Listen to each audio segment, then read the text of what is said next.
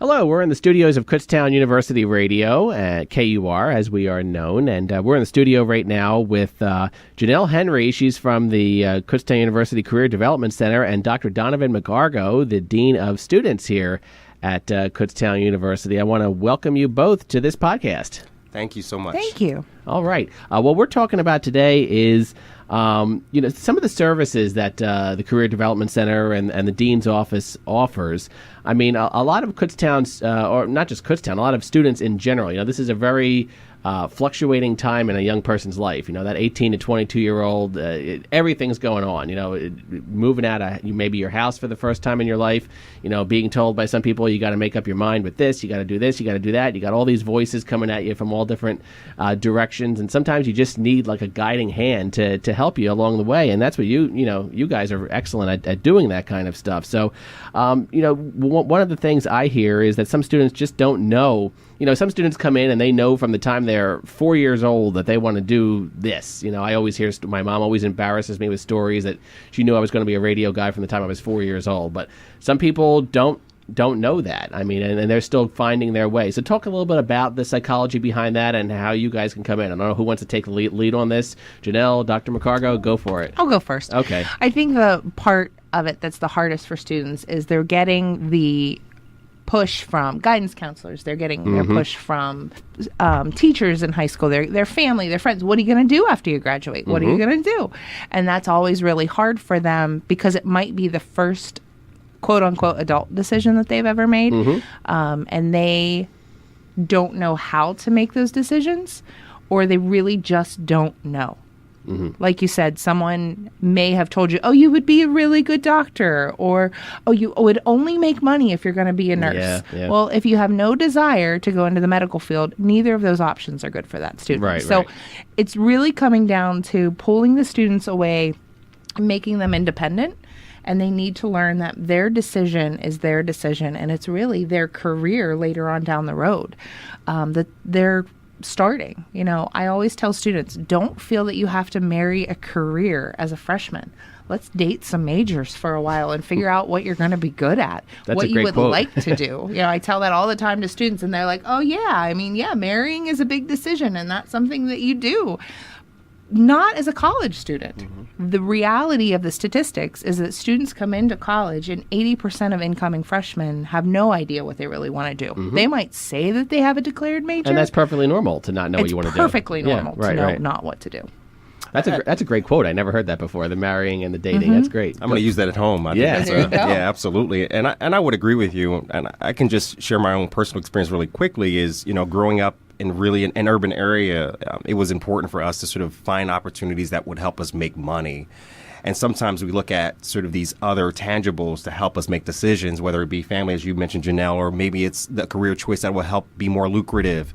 But we don't have a passion for that. And for me, I went into a major in business administration with a specialization in marketing. And then it was like, it hit me after sort of going through study abroad and coming back that I was like, this isn't for me, but I was a junior.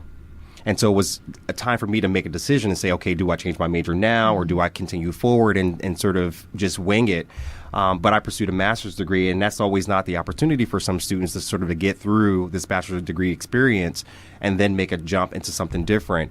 And so, Jenelle, to your point, I totally agree is that sometimes we're making decisions based on other people's choices. Yep. People are encouraging us and motivating us and saying, hey, you would be good at this or good at that or great at this based on some other factors that are not relative to choosing a major and being productive as a citizen or being sort of fulfilled in whatever you're doing. And so I think the part of it is finding something you're passionate about, exploring it.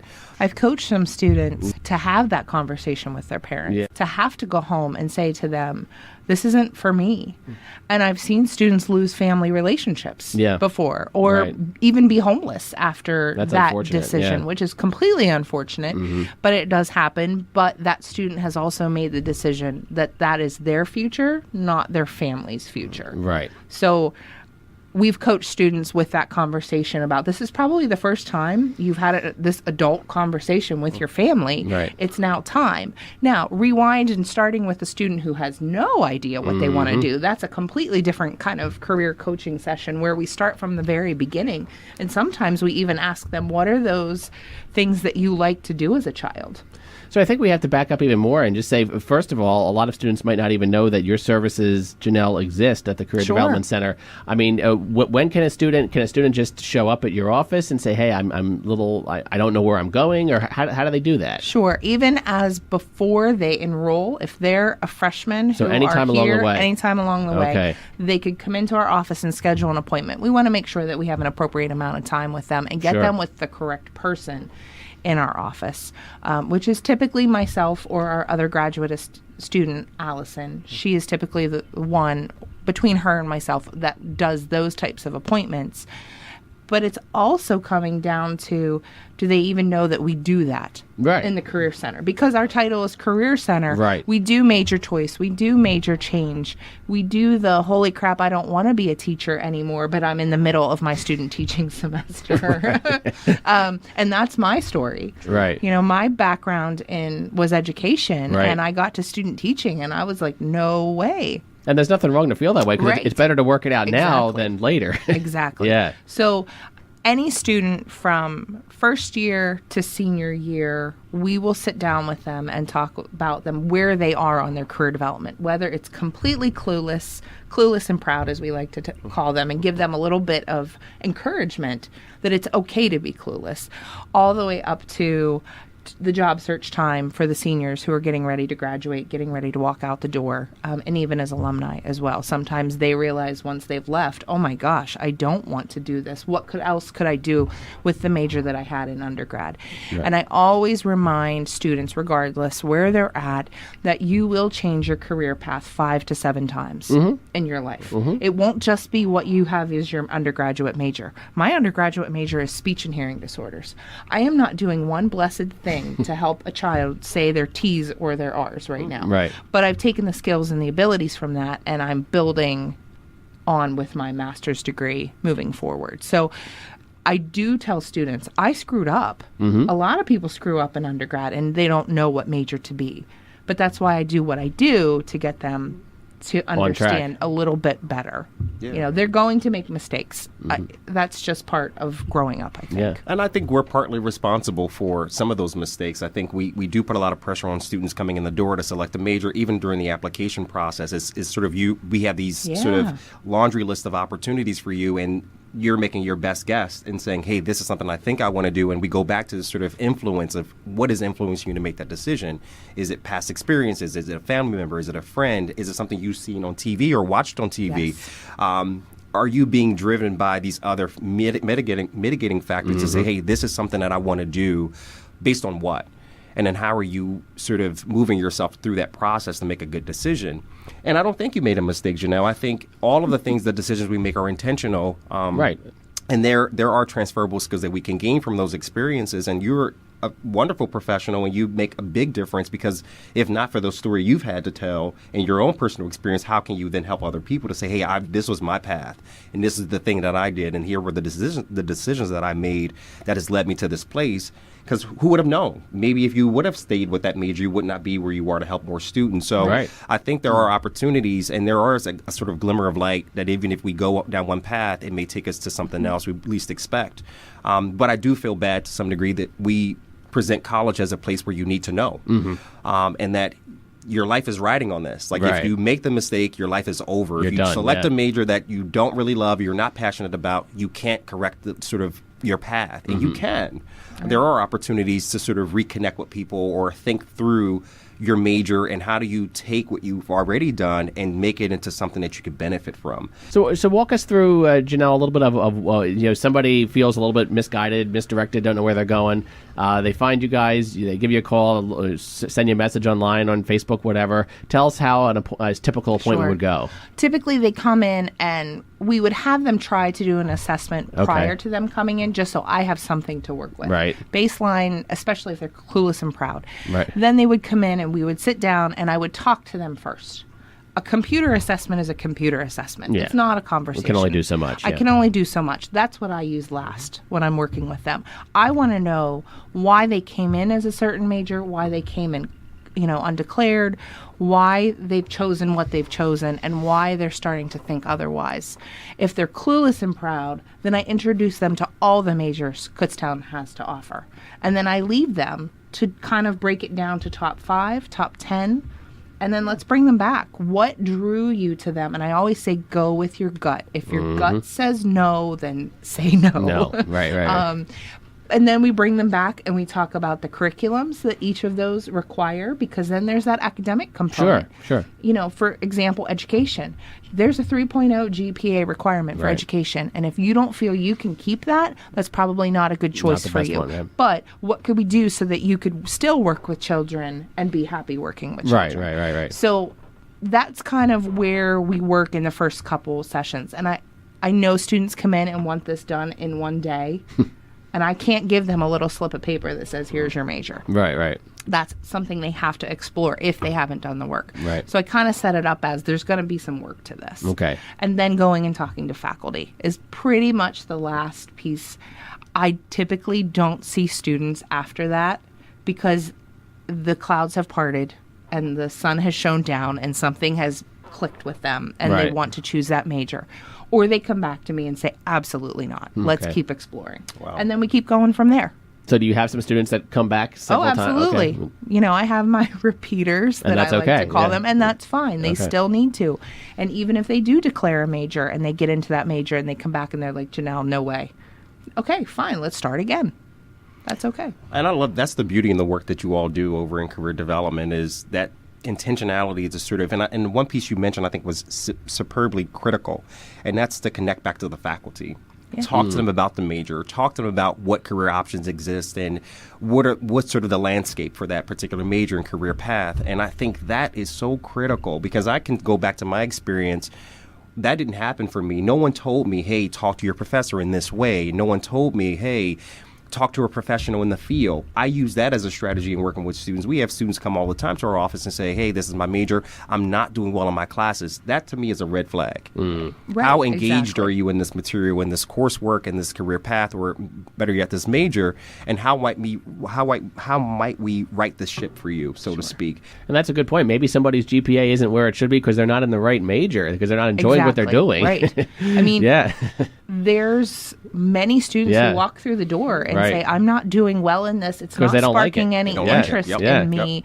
And I'm like, why are you staying in that major then? Well, because, and whatever the answer is. Yeah. But they need to change. And then most times they change into something that they have a passion about. And then all of a sudden you see things turn around. The right way. Right. Oh, awesome. Right. Another conversation that we have with students who are close to the end, who, let's use that example of student teacher, they're finishing student teaching and they realized, I don't ever want to teach.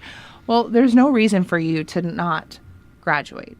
Sure. Finish out. Let's graduate. Sure. Let's walk across that stage far and already. get the diploma. Absolutely. And let's talk about what you can do with an education degree outside of the classroom. Right. There's many employers out there who value the skills that a teacher brings. Absolutely. It's just kind of changing their thought process that they've always had, I was going to be this, and now we have to go a complete 180 somewhere. So once again, the key comes back that people can come to you at any point along the way, even after they've graduated. Absolutely. Yeah.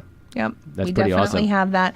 We also have the many job fairs where the employers will come just to even talk to students to say, hey, here's the opportunities that we have. And that sometimes turns the light bulb on as well for freshmen, or those clueless. That's always and proud. a cool experience. So even talking to employers to say, here's what I'm interested in, and they might introduce an opportunity or a job title that they've never heard of before. Oh, yeah, that's awesome. And then they're kind of turned on to that. I think students only know what they know. Absolutely. Or job titles that they've been introduced to, or careers. You think about the quintessential career day that goes into a second grade classroom. Yeah. Firefighter, doctor. Well, you only know the job titles that you hear growing up. Right. So if you've never heard of a social media manager in a company, well, of course you're not going to want to pursue that as a degree. Yep. So introducing through our office or from faculty or from employers, kind of introduce those to people and get them interested in something that they've never heard of before. That's really awesome. Did you want to add anything to that, Dr. McCargo? I think she nailed it. I mean, that's is so true, and I don't want to belabor the point. I think, the big question is why, and why do you want to do it? We had a student who graduated in geography, and she's listening to this. She knows who she is. She discussed with me in her essay to graduate school that she wants to build runways. Like, who would have thought that was a profession? But who does that? Yeah, Somebody needs to. But we don't, like you mentioned, we sort of have this box of here are the only options that I have. Yeah. And everyone comes into college thinking, I want to be a cop or police officer, or I want to be a fire person, or I want to be a fireman or woman, or I want to be an attorney or a doctor. It's like these boxes. And I'm not saying all of our students, but I think there's such a narrow mindset. Right. Correct. That we see things that we think that's it. Well, someone has to build microphones, someone has to work with computers, someone has to build runways, roads. Those are jobs too. Right. And they're lucrative careers if money is a matter, so I agree with you. I agree. Yeah. That's awesome. So I think we're at the point now where we just want to know, how can we make an appointment Sure. with you? Where are you located? People might not even know where you are. Absolutely. Yeah. The Career Development Center is in Stratton Administration Building, right on the first floor, across from the registrar's office. So that's that building right at the corner of Main and Yep, College Boulevard. absolutely. Yep. So if you ever had to pay a parking ticket, you had to come by us. That's true. You can just come in and schedule an appointment, or you can call or email us, and we'll schedule that appointment for you. We try to give you a full hour because it's worth your time. Absolutely. It's worth your effort. It's worth the conversation. And, we try to do it as quickly as possible so that we can get you started. Is there anywhere online, like social media, or you have a website that people can set up an appointment? We have a website. Well, okay. We wouldn't be able to set up an appointment through the website, but Right. you could definitely get onto the website, kutztown.edu/career center. That's great. Would get you the contact information, but all of the resources that we have to offer is online that you can access any time of the day. So that students who maybe at midnight wants to do, some career exploration and or maybe a mock interview, all of That's that all is online. online Wow. as well. That's cool. That we can access any time of day. How long does it generally take to get an appointment once you... Depending upon the time of the semester. Right. The busy times, a week out is a typical time frame, but we not try bad to at all. do it Yeah. as quickly as possible. That's not bad at all. I just encourage, our students and whoever the listeners are, to just, take hold of your life as well. Don't leave it to someone else to do it for you. And when you need help, ask for it. Don't assume that no one's here to help you. Don't assume that you can't get sort of pointed in the right direction if you're headed in the wrong direction. And don't look at your pathway as the wrong direction from the very beginning. It's just you want to create a sense of purpose in your life, and if you need help, and our office is located in Stratton 119, not too far from the Career Development Center. And if we help a lot of students who are having struggles. And this office, the Career Development Center office, is a resource for our students who come in and say, hey, maybe this is not for me right now, or I'm struggling really bad in my major or my classes, and it's leading to some other issues with me, whether it be relative to their mental health or their sense of belonging here at the institution. We try to provide support to them and get them pointed in the right direction so they can be made more whole, I guess, or feel more comfortable being here at the institution and pursuing a career that is more purposeful for them. So, And I think students got to remember as well, they might feel a little embarrassed about turning to a service like this, but you're paying for this. You're the Right. customer. You're the student. I mean, you're paying for this. Use it. I mean, it's here for you. And you have to be Yeah. your own best advocate. Absolutely. You Yeah. are your own best advocate because you know what you're thinking, and unless you tell someone what you need or what you're feeling, no one else knows that. No one's going to know. No one's Right. going to know that you're struggling with the choice of major or choice of career. Yeah. You have to tell somebody and let them know that. Yeah. And don't be ashamed. And I think to your point, Jenelle, don't be ashamed. Don't think that because you decide to ride a bus or be a bus driver that's a bad thing to do. Nothing wrong Or with if you that. decide to work for waste management, that's a bad thing to do. No, that's a great job. Absolutely. It's an important job. And I think if you can go home at night and rest and feel like you've made a difference, and that's what's most important. And it's not necessarily impressing other people or making other people happy, but as you mentioned, you yourself is an important person, and you need to take ownership in that. So I concur with you 100%. Thanks. All right. Well, awesome. I think that's a jam-packed amount of information there. I thank you Awesome. both so much. Thanks for having I hope us. we affected, we affected one or two lives. I mean, that's all that matters right there. Hopefully many more than that. But I mean, just a couple people, that would be fantastic. Dr. Donavan McCargo, Dean of Students, and Jenelle Henry from the Career Development Center. I want to thank you so much for being here. Well, thanks for having us. Thank you I very much. really appreciate it. Have a great day. You too.